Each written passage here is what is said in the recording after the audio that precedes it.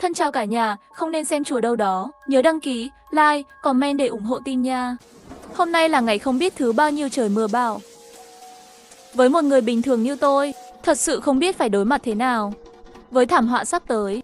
Lúc đầu, vào ngày mưa đầu tiên, tôi vừa tan làm từ công ty, nhìn lên bầu trời. Cơn mưa này thật khiến người ta bực bội. May mà hôm nay tôi có mang ông. Sau khi về nhà, tôi nằm trên ghế sofa lướt điện thoại. Ngoài cửa sổ vẫn là cơn mưa xối xả, thỉnh thoảng kèm theo vài tiếng sấm chớp. Tôi không để tâm đến chuyện này lắm. Cơn mưa này nhiều lắm cũng chỉ kéo dài vài ngày rồi tạnh. Nhưng vào một buổi sáng sau một tuần, tôi bị chuông báo thức trên điện thoại đánh thức. Ngoài trời vẫn chưa ngừng mưa. Từng hạt mưa vẫn tí tách đập vào kính cửa sổ. Tôi kéo rèm cửa ra và nhận ra bên ngoài dường như đã bị màn sương mù bao phủ. Ngay cả nước mưa cũng thấm qua dưới khung cửa sổ. Tôi lấy điện thoại ra mới phát hiện công ty thông báo làm việc tại nhà. Có lẽ vì sợ chúng tôi phải ra ngoài đi làm mà gặp phải tai nạn, rồi lại phải chi trả phí chữa trị.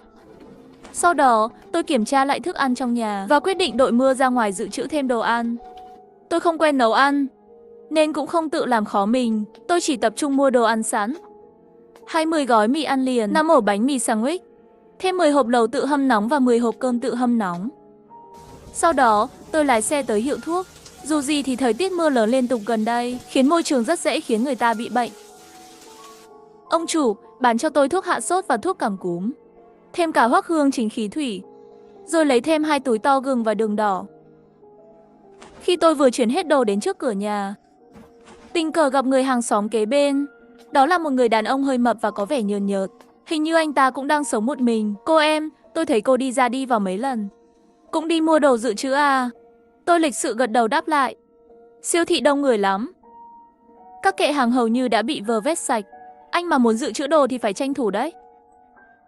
Nói xong, tôi mở cửa và chuẩn bị vào nhà. Nhưng tôi không nhận ra rằng người đàn ông mập kia nở một nụ cười kỳ lạ trên môi.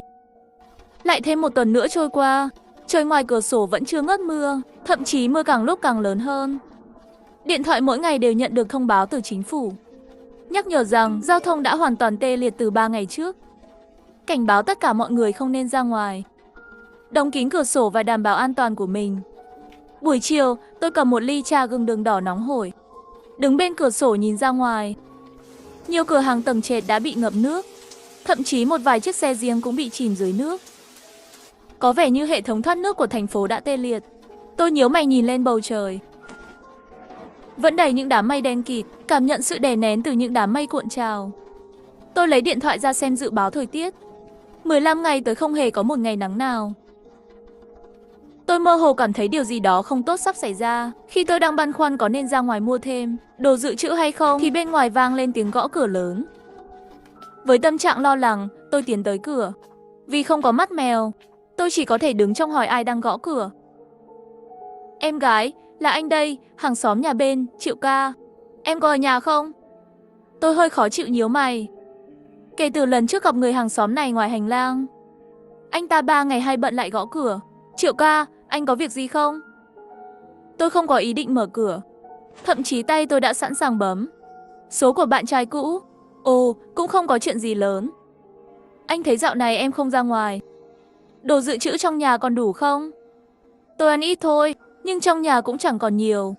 Nếu em không đủ đồ, thì có lẽ phải tự mình ra ngoài mua thêm đấy. Tôi không nói gì. Vẫn chưa rõ anh ta thực sự muốn gì. Hay, em này. Anh đây có thể lợi dụng một cô gái nhỏ như em sao? Anh vừa ra ngoài một chuyến, lấy được khá nhiều đồ. Tôi nghĩ sẽ mang chút đồ về cho em. Em xem có cần không? Nói rồi, anh ta lắc lắc túi đồ trên tay. Một tiếng xào xạc của túi ni đến lông vang lên. Chẳng lẽ tôi đã nghĩ oan cho người ta? Tôi cũng thấy hơi ngại ngùng, đồng thời có chút siêu lòng. Bàn tay tôi từ từ đưa về phía cánh cửa. Sao nào em gái, nếu cần thì mở cửa đi. Cứ nói chuyện qua cửa thế này khiến anh như thành kẻ xấu vậy. Cảm ơn anh nhé, Triệu ca, nhưng tôi không cần đồ đâu. Bạn tôi cũng vừa ra ngoài, lát nữa sẽ mang đến cho tôi. Cảm ơn anh đã lo lắng cho tôi. Trong tình hình thế này, anh nên tự chuẩn bị thêm cho mình. Sống một mình thì cẩn thận vẫn hơn. Tôi thà để muộn một chút rồi tự đi mua còn hơn.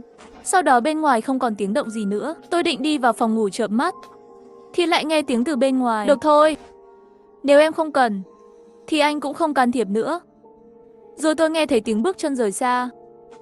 Dù có thể đã làm phật ý hàng xóm, nhưng hành động của ông Triệu này thật sự quá kỳ lạ. Vẫn nên cẩn thận thì hơn. Thực phẩm trong nhà có thể đủ dùng thêm nửa tháng. Nhưng trận mưa này xem ra chẳng có hồi kết. Mưa không ngớt một ngày, tình hình bên ngoài chỉ ngày càng nghiêm trọng hơn. Có lẽ tôi vẫn phải ra ngoài một chuyến. Buổi chiều, tôi mặc áo mưa, cẩn thận mở cửa. Lờ mờ nghe thấy tiếng tivi phát ra từ phòng bên. Lúc đó tôi mới định rời đi. Trước khi đi, tôi còn liếc qua cửa nhà bên cạnh. Phát hiện không có dấu vết nước mưa đọng lại. Điều này khiến tôi càng thêm cảnh giác. Tình hình hiện tại còn tồi tệ hơn tôi tưởng. Thang máy đã không còn hoạt động nữa. Tôi mất khá nhiều thời gian mới lái xe đến siêu thị nhỏ. Trong đó vật tư không còn nhiều, nhưng lại có một chiếc thuyền bơm hơi. Điều này khiến tôi sáng mắt lên. Nếu thực sự có ngày lũ lớn xảy ra, thì thứ này có thể cứu mạng. Những thứ khác thì tôi định mua bánh quy nén, nước khoáng và một ít bánh mì. Dù sao tôi cũng không có tiền mua đồ quá đắt. Cuối cùng, sau hơn 1 giờ bận rộn, tôi mới chuyển hết đồ về đến cửa nhà. Có lẽ tiếng động quá lớn. Triệu ca bên cạnh như con chó đánh hơi được mùi, liền lập tức bước tới. Ôi, em gái sao lại tự mình chuyển đồ thế? Bạn em không giúp em mang lên à? Tôi nhìn anh ta với vẻ đầy cảnh giác. Anh ấy không tìm được đường. Tôi xuống tầng đón anh ấy.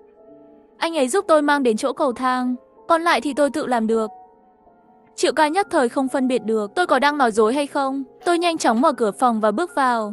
Khi thấy tôi sắp vào nhà, anh ta vội muốn cầm lấy đồ của tôi. Nào nào, để anh giúp em.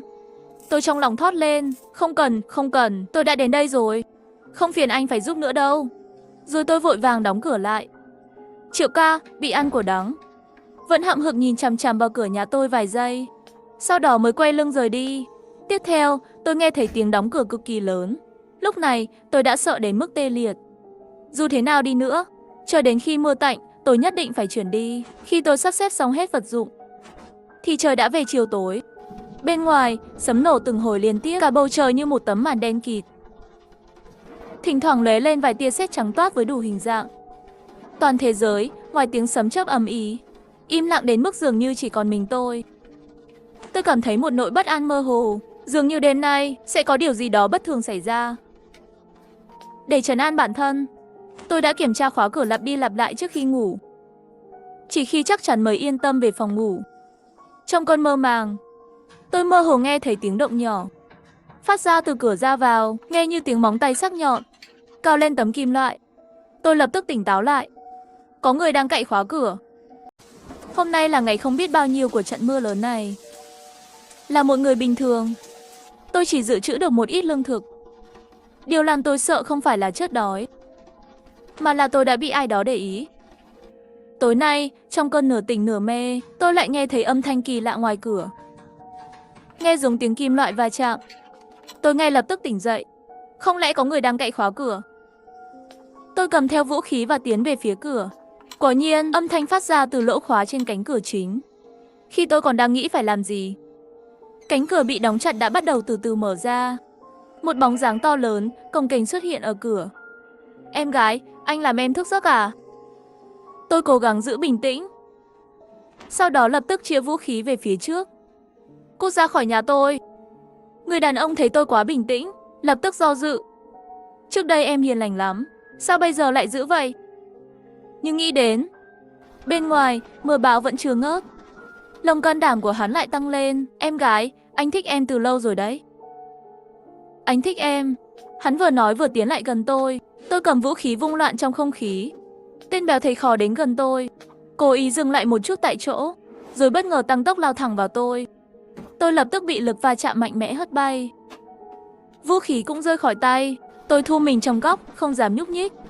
Nước mắt trào ra trong đôi mắt cay xè. Hình dáng to lớn của hắn như ngọn núi nhỏ, tiến gần tôi hơn. Hắn giơ tay định bắt lấy tôi. Khi tôi nhắm mắt lại, chấp nhận số phận, thì nghe thấy âm thanh gì đó nện mạnh lên người hắn. Tôi theo phản xạ mở mắt ra, phát hiện tên béo đã nằm sõng soài trên sàn. Khi tôi nhìn về phía cửa, tôi mới nhận ra một bóng dáng quen thuộc. Đó là người yêu cũ của tôi. Anh ấy dịu dàng đưa tay về phía tôi. Cuối cùng tôi ôm chặt lấy anh ấy. Nước mắt không kiềm chế được rơi xuống. Sau đó, tôi nằm trên ghế sofa, cứ ngây ngốc nhìn người yêu cũ. Tiểu Mạc có chút do dự. Sau đó, cậu ta bước lại gần tôi. Em sao lại đến nhà anh? Ngày hôm nay, em ngủ không ngon, nên muốn qua đây xem sao. Tôi gật đầu. Chỗ này không ổn lắm. Anh qua ở cùng em đi. Tôi nhìn cậu ta một cách ngạc nhiên. Sao lại cảm thấy không giống với phong cách của anh? Tôi nhìn anh ấy, đầy nghi ngờ. Đúng vậy, đây không phải phong cách của anh ấy. Một khi anh ấy đã quyết định, thì sẽ cố gắng tránh mọi mối liên hệ với quá khứ. Trong tình huống đặc biệt, em ở đây một mình, anh không thể yên tâm. Hơn nữa, tình hình lần này không ổn chút nào. Chúng ta phải lên kế hoạch sớm. Sau đó, anh ấy đứng bên cửa sổ, nhìn ra ngoài trời mưa bão. Vậy anh dự định làm sao? Anh tích trữ khá nhiều đồ. Anh sẽ mang qua đây. Sau đó, trước khi mưa tạnh, anh sẽ ở lại đây. Nhưng em yên tâm đi. Tôi sẽ ngồi trên sofa thôi, dù sao tôi cũng không nói gì. Chỉ yên lặng gật đầu. Thực ra, trong lòng tôi đã rất phấn khích. Ban đầu tôi còn định đi giúp anh ấy, nhưng nhìn hành lang tối om, cuối cùng tôi lại chọn từ bỏ. Sau đó, thằng béo cũng bị Tiểu Mạc kéo về căn phòng thuê của nó. Đồ đạc của Tiểu Mạc không nhiều, phần lớn đều là những vật dụng chuẩn bị từ trước. Lúc này tôi mới nhận ra, thảm họa do cơn mưa lớn lần này nặng nề hơn tôi tưởng rất nhiều. Bạn tôi ở chính quyền đã nói với tôi mấy hôm trước. Các hoạt động cứu trợ của quốc gia bị ảnh hưởng bởi thời tiết mưa bão, chỉ gửi được một phần rất nhỏ vật dụng. Vậy chúng ta phải làm gì bây giờ? Hiện tại chúng ta có đủ vật tư, và chúng ta ở cùng nhau. Chỉ cần họ không hợp tác để đối phó với chúng ta, thì tạm thời chúng ta an toàn. Nhưng giờ đây, mối nguy lớn nhất là Tiểu Mạc không nói gì, chỉ ngẩng đầu nhìn lên trời. Tôi không hiểu ý nghĩa lời nói của anh ấy, chỉ biết ngẩng đầu nhìn theo. Ý anh là mối nguy lớn nhất hiện nay là cơn mưa này sao? Tiểu Mạc nhìn tôi. Em không nhận ra sao? Mưa lớn ngoài kia vẫn duy trì cường độ mạnh, đã kéo dài hơn 10 ngày mà chưa dừng lại.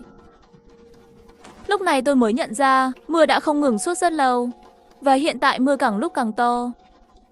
Tôi có thể hình dung, nước ngoài kia chắc chắn đã ngập tầng 1. Hiện nay hệ thống thoát nước của thành phố gần như đã tê liệt.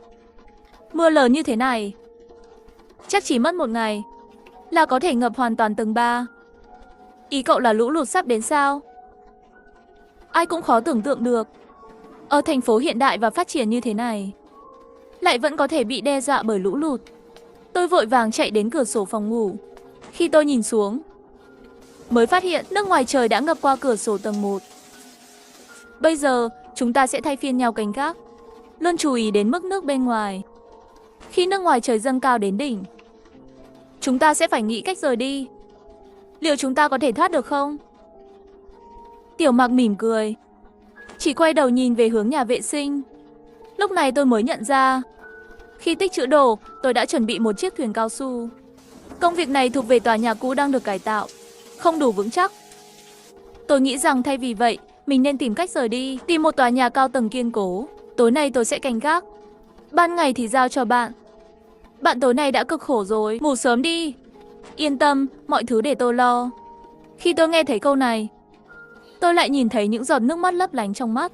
Khi tôi tỉnh dậy vào ngày hôm sau, trời đã sáng rõ, nhưng mưa ngoài trời vẫn không ngừng đập vào cửa sổ. Tôi vội vàng chạy ra phòng khách. Anh đã đứng cả một đêm rồi, nhanh đi nghỉ một chút đi. Nước đã ngập đến tầng cao rồi, chúng ta không còn nhiều thời gian nữa. Tôi hiểu ý anh ấy. Tôi quay người và đi thẳng vào nhà bếp. Trước tiên, tôi cho tất cả thực phẩm vào các chai lọ. Còn có rất nhiều thuốc men, miễn là không có bất ngờ xảy ra. Những vật dụng này đủ cho chúng tôi sống 1 tháng. Sau đó, tôi nấu cho bạn trai một nồi món bún ốc thơm lừng. Vào buổi chiều, mưa bên ngoài càng lúc càng nặng hạt. Với đà này, em rằng chúng ta không thể chờ đến sáng mai. Ngôi nhà này không thể chịu nổi lâu hơn nữa. Chúng ta phải rời đi sao? Em cứ đi ngủ một chút đi. Khi nào em nghỉ ngơi xong, chúng ta sẽ đi. Mình chỉ gật đầu. Mình không nói gì, vì mình biết con đường phía trước sẽ rất khó khăn. Tiết kiệm sức lực mới là điều quan trọng nhất. Trong giấc ngủ, tôi hình như nghe thấy tiếng la hoảng của Tiểu Mạc. Tôi mở mắt mơ màng, không biết chuyện gì đã xảy ra. Khi tôi vào phòng khách, mới nhận ra nước mưa đã dâng lên trong phòng khách. Một góc trần nhà đang bị dột, nước mưa liên tục thấm vào. Mình biết ngôi nhà này có thể không chống đỡ nổi lâu nữa. Trong khi tôi còn đang suy nghĩ, bạn trai tôi phát ra tiếng hét sợ hãi. Khi tôi đến nơi, mới thấy nước đã ngập lên đến tầng cao nơi chúng tôi sống. Tôi không thể ngờ được nước mưa lại lan nhanh như vậy. Nhưng điều xảy ra ngay sau đó khiến tôi tê liệt toàn thân, vì trên cửa sổ kính đã xuất hiện vết nứt. Hôm nay là ngày thứ bao nhiêu kể từ khi mưa to kéo đến.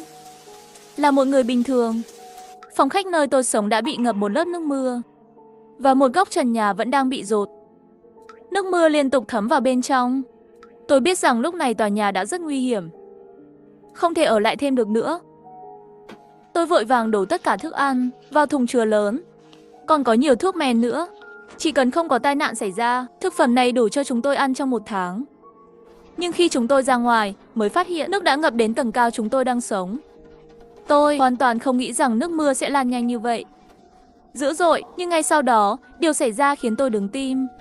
Vì trên kính cửa sổ đã bắt đầu xuất hiện vết nứt. Không thể chần chừ nữa. Chúng ta phải đi ngay lập tức. Nếu không, nước sẽ dâng cao hơn và rất nguy hiểm. Tôi biết có một trung tâm thương mại lớn mới xây gần đây. Bên trong chắc chắn có rất nhiều vật dụng dự trữ. Sau đó, chúng tôi đi bằng thuyền hướng đến mục tiêu. Mặc dù mưa rất lớn, nhưng mặt nước vẫn khá ổn định. Chúng tôi nhanh chóng đến trung tâm thương mại, vì cửa chính đã bị ngập. Chúng tôi chỉ có thể dừng lại ở chỗ có cửa sổ, dự định sẽ vào từ đây. Sau đó, Tiểu Mặc dùng vũ khí phá vỡ kính cửa sổ. Vào trong, chúng tôi phát hiện mình đang ở trong một quán nướng. May mắn là đồ ăn đều đã được bỏ vào vali. Nó không bị ướt bởi nước mưa. Tôi sẽ đi xem có gì có thể sử dụng ở gần đây không, hoặc tìm một nơi để nghỉ chân. Em cứ ở đây đợi tôi nhé. Sau đó, Tiểu Mặc quay người rời đi. Một mình tôi ở lại cảm thấy rất sợ. Tôi kéo theo vali đi về phía trước, nghĩ xem liệu có thể tìm được vật dụng sinh hoạt hữu ích không. Khi đi đến bếp, tôi phát hiện một chiếc tủ lạnh rất lớn. Mở ra, bên trong có một đống thịt đông lạnh, vì không mất điện. Thịt vẫn còn rất tươi. Nếu mực nước không tiếp tục dâng cao, thì đây quả thật là một điểm dừng chân rất tốt. Đột nhiên, tầm nhìn của tôi bị thu hút bởi bình chữa cháy trên tháp. Lúc đó tôi mới nhớ ra, ở cầu thang của trung tâm thương mại chắc chắn sẽ có đầy đủ thiết bị chữa cháy. Chắc chắn sẽ có bộ đồ chữa cháy. Tôi lập tức đi tìm ở phía trước. Cả tầng đều vắng lặng. Không biết Tiểu Mặc đã đi đâu. Giờ tôi càng cảm thấy cấp bách muốn có vũ khí. Nhớ lại trước đây bị hàng xóm tấn công đột ngột, cảm giác bị kẻ xấu thao túng thật sự rất đau đớn. Giờ tình hình càng lúc càng rối ren.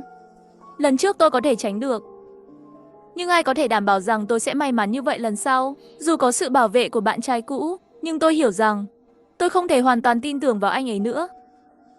Dù sao, người đã bỏ rơi tôi một lần chắc chắn sẽ bỏ rơi tôi lần thứ hai. Khuôn mặt tôi lập tức trở nên u ám. Tôi quyết tâm phải độc lập. Nhìn vào biển chỉ dẫn màu xanh trên hành lang, tôi biết rằng bộ đồ chữa cháy chắc chắn ở không xa phía trước. Tôi nhìn xung quanh, nhưng không thấy ai khác. Sau đó, tôi vội vàng tăng tốc bước đi về phía cầu thang. Khi nhìn thấy bình cứu hỏa trên tường, tôi vui mừng. Tôi vội vàng mở tủ kính. Khi cầm được diều cứu hỏa, tôi mới cảm thấy an toàn. Khi tôi đang chuẩn bị quay lại, bỗng nhiên tôi cảm thấy dưới chân lạnh lẽo. Cúi xuống, tôi thấy nước đã ngập đến mắt cá chân. Tôi biết rằng không thể trì hoãn thêm nữa. Tôi vội vàng cầm vũ khí quay lại. Nhưng khi đẩy cửa, tôi cảm thấy có gì đó không ổn. Tôi vô thức lùi lại 2 bước. Chỉ thấy một cây gậy đen đánh vào mặt tôi. Tôi vội vàng vung diều cứu hỏa để chắn cú đánh mạnh. Tiếng va chạm vang lên, cây gậy bóng chày của đối phương bị tôi đánh bay đi. Là Nguyệt Viên sao? Tôi nghe thấy tiếng và mới hiểu đối phương là ai. Là Tiểu Mặc à? Anh thật sự làm em giật mình. Tôi nghe tiếng động tưởng anh gặp chuyện gì. Em vội vàng quay lại, nhưng không tìm thấy anh. Thật sự làm tôi hoảng sợ. Khi tôi sắp đẩy cửa vào, đột nhiên nghe thấy tiếng bước chân sau lưng bạn trai cũ. Tiểu Mặc, vậy đây là vợ cậu à? Cô ấy thật thông minh và xinh đẹp. Không trách được cậu luôn giấu giếm như vậy, không chịu đưa cô ấy ra ngoài. Tôi nhìn người phụ nữ sexy trước mắt mà không nói gì. Còn Tiểu Mặc thì nắm tay tôi, giới thiệu người phụ nữ này với tôi. Đây là đồng nghiệp của tôi. Cô ấy làm tranh, ánh mắt có chút né tránh. Tôi cảm thấy mặt mình hơi khó coi. Tiểu Mặc, người bạn trai cũ này vội vàng kéo tôi đến một góc khuất. Hơi lạ, giữa tôi và cô ta thực sự không phải là mối quan hệ như em nghĩ đâu. Tôi cũng không biết tại sao lại gặp cô ta ở đây. Chỉ là cảm giác tim tôi đập nhanh. Cảnh chia tay lại ùa về trong lòng tôi. Nước mắt tôi lăn quanh trong hốc mắt. Điều này lại khiến tôi hiểu rõ, người đàn ông trước mặt tôi thực sự không đáng tin.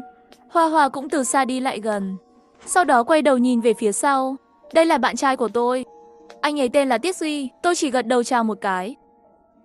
Không khí giữa bốn người chúng tôi có chút kỳ lạ. Tôi cầm bình chữa cháy trong tay suốt, vì tôi không cảm thấy mình thuộc về nhóm mới này. Tôi nhìn mọi người im lặng, sau đó tôi là người đầu tiên phá vỡ sự im lặng.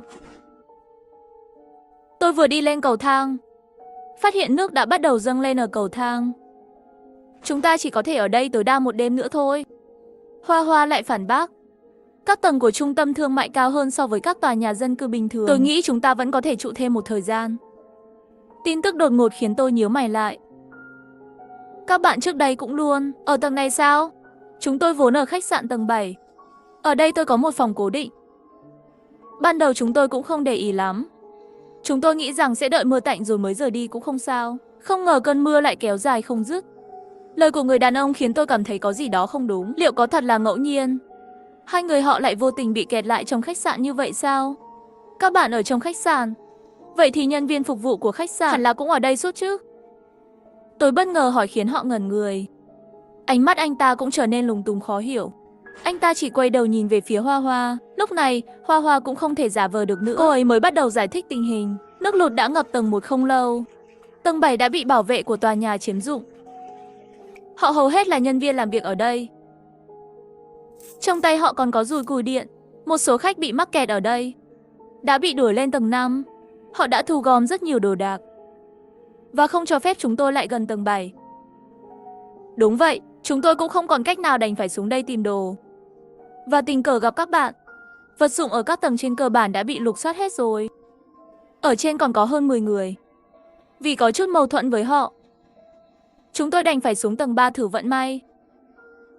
Sự giấu giếm của họ khiến tôi cảm thấy rất phiền, nhưng tình hình hiện tại khiến tôi không thể không hợp tác. Đừng nói những điều vô ích nữa. Bây giờ quan trọng nhất là sự sống. Vậy đi, tôi và Tiết Duy sẽ đi khám phá các tầng khác, xem có chỗ nào để ngủ hay không. Hai bạn gái ở lại tầng này, thu thập đồ đạc trong nhà. Sau đó tôi mang một đống đồ đạc, liên tục mang vào trong nhà ăn. Rồi tôi còn tìm được một chỗ nghỉ ngơi. Đó là một phòng kho trống. Tôi nhìn ra ngoài cửa sổ, cơn mưa ngày càng lớn. Chẳng biết liệu chúng ta có thể sống sót đến ngày trời ngừng mưa hay không. Chờ đến khi mưa tạnh. Sau đó, tôi tìm thấy một tấm đệm rất lớn, ít nhất cũng có chỗ để ngủ. Vì rảnh rỗi, tôi đi ra ngoài kiểm tra lại vật dụng. Cảm giác như những thứ này không có gì bất ngờ, đã đủ để sống. Lâu rồi, trở về phòng, tôi chìm vào giấc ngủ mơ màng. Cả đêm tôi cứ mãi mơ thấy ác mộng. Cứ như thể tôi rơi xuống nước, vật lộn trong đó, cảm giác như phổi tôi đầy nước, không thể thở nổi. Đột nhiên tôi bị thức giấc bởi cơn ác mộng. Lỗ tai tôi dựng lên, nghe thấy tiếng mưa dữ dội. Tiếng mưa như tiếng thét gào của thiên nhiên, cùng với tiếng gió ào xung quanh. Tiếng mưa đập vào cửa sổ ầm ầm. Khi tôi còn đang suy nghĩ không biết phải làm gì tiếp theo, bỗng nhiên có tiếng thét vang lên từ ngoài cửa. Hôm nay đã là ngày không biết bao nhiêu kể từ khi trận mưa bão bắt đầu. Là một người bình thường như tôi, cùng bạn trai trốn trong một trung tâm thương mại lớn và tích trữ không ít vật dụng. Nếu tiết kiệm, chúng tôi có thể sống qua một thời gian dài. Tôi cứ lăn qua lăn lại trong kho, không ngủ được, vì tôi không biết cơn thảm họa này sẽ kéo dài đến bao giờ. Tôi nhìn ra ngoài cửa sổ, nghe thấy tiếng gió gào thét. Cùng với tiếng gió ào vù vù, tiếng mưa đập vào cửa sổ ầm ầm.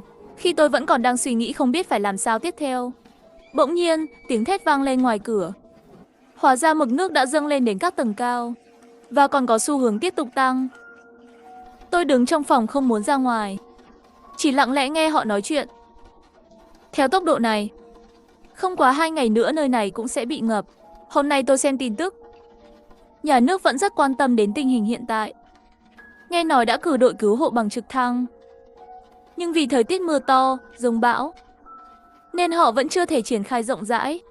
Tôi cũng thấy có nhiều đội cứu hộ dùng thuyền cao su để cứu người, nhưng chủ yếu tập trung ở khu vực gần trung tâm thành phố. Dù sao thì khu đó dân cư đông đúc hơn, và ở đó đều là những người giàu có. Thực ra tôi biết, cơn mưa này không thể kéo dài mãi. Điều quan trọng bây giờ là chúng ta phải sống sót trước khi đội cứu hộ đến. Mở điện thoại lên mới thấy còn chút tín hiệu. Thông tin đầu tiên tôi thấy là từ một phóng viên đang quay từ trên cao cảnh tượng bị ngập ngoài kia. Cơn lũ lớn như thế này, hiếm có trong cả trăm năm, thực sự là cơ hội thu hút sự chú ý tuyệt vời. Theo thời gian trôi qua, mạng điện hoàn toàn bị cắt, chúng tôi chỉ có thể dùng lửa để nấu ăn. Và còn phải đề phòng nhà hàng bị cháy. Vài ngày sau, nước máy cũng bị cắt. May mắn là tôi đã dự trữ nước khoáng và đủ để dùng trong một thời gian. Điều duy nhất khiến tôi vui mừng là điện thoại nhận được một thông báo từ chính phủ. Nội dung đại khái là đội cứu hộ của chính phủ đang nỗ lực cứu hộ. Nhưng do số lượng nhân lực có hạn, kêu gọi công dân có khả năng tổ chức tự cứu. Người có khả năng làm gì cũng sẽ thành công. Nếu muốn tìm một công việc có bảo đảm cũng không khó, tìm công việc thực tế tốt. Lên 58 tổng thành là được. Có rất nhiều vị trí có lương cao. Nền tảng sẽ tiến hành xác minh doanh nghiệp với các cuộc khảo sát thông qua giấy phép kinh doanh, vị trí địa lý và 10 tiêu chuẩn khác để xác minh thông tin doanh nghiệp. Chỉ những doanh nghiệp được xác minh mới được cấp huy hiệu xác minh. Hiện tại, 58 còn có giải thưởng lớn bí mật hàng ngày không ngừng, tìm kiếm cơ hội làm giàu. Họ đã bố trí trực thăng trên tầng thượng của tòa nhà Phục Hưng ở trung tâm thành phố. Đã sắp xếp trực thăng, mỗi 2 giờ một chuyến. Cư dân gần đó có thể đến tòa nhà Phục Hưng, lên tầng thượng để tìm kiếm sự cứu trợ. Tin nhắn này chắc chắn đã giúp chúng tôi yên tâm hơn. Ít nhất trước khi nước dâng lên, chúng tôi đã có một lối thoát rõ ràng. Lúc đó thuyền kayak của tôi vẫn còn, cùng với một số vật dụng dự trữ, đã đủ để chúng tôi rời đi. Sau đó tôi đi thảo luận với họ. Chúng ta tìm cơ hội rời đi thôi. Dù sao nước ở đây có thể dâng lên bất cứ lúc nào. Vẫn tốt hơn là đi lên những tầng cao hơn trong khu vực. Sau khi nghe tôi nói, Tiết Duy có vẻ khó xử. Tôi nghĩ bây giờ chúng tôi không lo thiếu ăn uống, chỉ cần nước không dâng lên tầng này. Vẫn nên chờ đợi sự cứu chuyên nghiệp sẽ an toàn hơn. Tôi thấy những người còn lại cũng không nói gì, vì vậy tôi chỉ gật đầu. Mấy ngày qua tôi hầu như đều đứng ở cửa sổ, nhìn ra ngoài, cơn mưa to không có dấu hiệu giảm. Tôi lo lắng một cách mơ hồ, vì nước dâng lên nhanh chóng. Sáng hôm nay, Tiểu Mạc đi kiểm tra ở cửa cầu thang, phát hiện nước đã ngập đến tầng dưới nơi chúng tôi sống. Với tốc độ này, chỉ cần 3 ngày, nước sẽ ngập hết cả tòa nhà. Chúng ta thật sự phải rời đi sao? Chỉ có chiếc thuyền nhỏ đó thôi. Liệu chúng ta có thể sống sót chờ cứu không? Tôi không dám tưởng tượng thêm nữa. Sau đó tôi đến phòng của Tiểu Mạc. Thấy cậu ấy nhíu mày, chăm chú nhìn vào cánh gà trong tay. Cậu đang làm gì vậy? Mình đang nghiên cứu các tuyến đường giữa các tầng. Nhưng tôi nhận thấy chẳng có khả năng nào sống sót. Nhịp tim tôi đột nhiên đập nhanh hơn. Ý anh là chúng ta không thể đi được sao? Theo nghiên cứu của tôi, đúng là như vậy. Vì chúng ta cần chèo thuyền khoảng 10 km mới đến được tầng trên không bị ngập. Nếu thật sự đi đến đó, em rằng chúng ta sẽ chớt đối trên đường đi. Vậy bây giờ cơ hội duy nhất chính là đi lên tầng trên cùng của tòa nhà này. Nhưng trên đó có một nhóm bảo vệ hung dữ đang canh gác. Chúng ta căn bản không có cơ hội lên đó. Nếu chúng ta lộ vị trí, hoặc là gia nhập bọn họ, hoặc là bị họ cướp đi đồ đạc, sau đó bị đuổi xuống dưới. Thậm chí có thể còn tệ hơn. Tôi càng lúc càng sợ hãi hơn, vì chúng tôi hoàn toàn không có quân bài thương lượng. Đây là lối thoát duy nhất bây giờ. Nhưng Tiểu Mạc cúi đầu suy nghĩ một chút. Hay là thế này đi, khi nước thực sự tràn lên tầng này, chúng ta sẽ lên đó và thỉnh cầu với bọn họ. Bây giờ chúng ta cần chuẩn bị trước. Tôi không nói thêm gì nữa, chỉ mặc nhận lời đề nghị của anh ấy.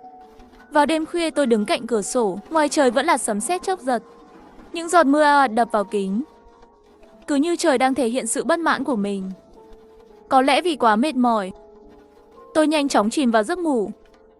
Trong giấc mơ, tôi như bị nước ngập. Tôi mơ thấy mình rơi vào dòng nước lũ vô tận. Dòng nước lạnh giá làm tê da tôi. Khi tôi mở mắt lần nữa, bầu trời đã sáng tỏ. Mưa ngoài cửa sổ vẫn rơi mạnh mẽ, không biết bao giờ mới ngừng. Ra ngoài tìm Tiểu Mạc, mới phát hiện 3 người bọn họ đã tụ tập lại. Trên mặt đất đã có một đống vũ khí lớn. Không thể chờ đợi thêm nữa. Dù sao, tối nay chắc chắn sẽ ngập tầng này của chúng ta. Vậy thì đừng bận tâm nữa. Chúng ta lên trên trước đã. Sau đó, 4 người chúng tôi cầm vũ khí đi về phía cầu thang. Nhưng vừa đến cửa hành lang, đã thấy vài bảo vệ đứng thành hàng. Một người đàn ông có vẻ mặt hung dữ. Tôi đã đoán trước các cậu sẽ lên đây, nên tôi đã đứng đợi ở đây. Anh em tôi biết họ có nhiều vật phẩm. Cuối cùng cũng không phải chết đói rồi. Người đàn ông cười một cách nham hiểm, phụ nữ và vật phẩm thì để lại. Còn hai tên đàn ông này thì ném xuống nước đi. Tiểu Mạc nhíu mày, quát lên. Dựa vào số lượng người đông, mà các ngươi thật sự nghĩ mình là ông lớn à? Tôi khuyên các ngươi nên rời đi ngay. Đội chúng tôi đang ở dưới lầu. Họ sẽ lên ngay thôi. Tôi nghe là biết ngay Tiểu Mạc đang hù dọa. Người đàn ông đối diện của thật bị dọa cho sợ. Anh ta không có bất kỳ động tĩnh nào, nhưng thằng em của anh ta lại mỉm cười nhẹ và nói, anh cả, tôi đã theo dõi họ lâu rồi. Họ chỉ có 4 người thôi. Những người khác đã chết đói hết rồi. Họ đang nói dối. Dám lừa tôi à? Ngươi tưởng tôi sợ à? Người đàn ông giơ tay ra hiệu. Cả đám người bên kia lao tới. Tiểu Mạc vừa định tiến lên ngăn cản, thì bị một cú đá hất văng ra ngoài. Tôi cũng ngã xuống đất. Vũ khí trong tay đối phương không chút do dự sẽ đập vào tôi. Theo bản năng, tôi muốn hét lên cầu cứu, nhưng lại bị sợ đến mức mất hết can đảm, không thể phát ra bất kỳ âm thanh nào. Khi tôi chuẩn bị chấp nhận số phận thì Tiểu Mạc bất ngờ lao tới, tấn công người đàn ông trước mặt. Còn tôi thì đã ngất xỉu từ lúc nào không hay. Khi tôi tỉnh lại lần nữa, phát hiện mình đang nằm trên giường bệnh. Ngẩng lên nhìn, chỉ thấy Hua Hua đang đứng bên giường. Cuối cùng cậu cũng tỉnh rồi. Thực sự là làm tôi sợ chết khiếp. Chúng ta đã được cứu rồi sao? Mưa ngoài kia có ngừng chưa? Còn Tiểu Mạc anh ấy đâu rồi? Yên tâm đi, chúng ta đã được cứu rồi. Chỉ có điều Tiểu Mạc và bạn trai tôi đã bị thương rất nặng khi cứu chúng ta. Họ đã bị thương rất nặng. Hiện tại họ đang được điều trị ở phòng y tế khác. Tôi rưng rưng nước mắt. Cuối cùng thì thảm họa này cũng đã qua.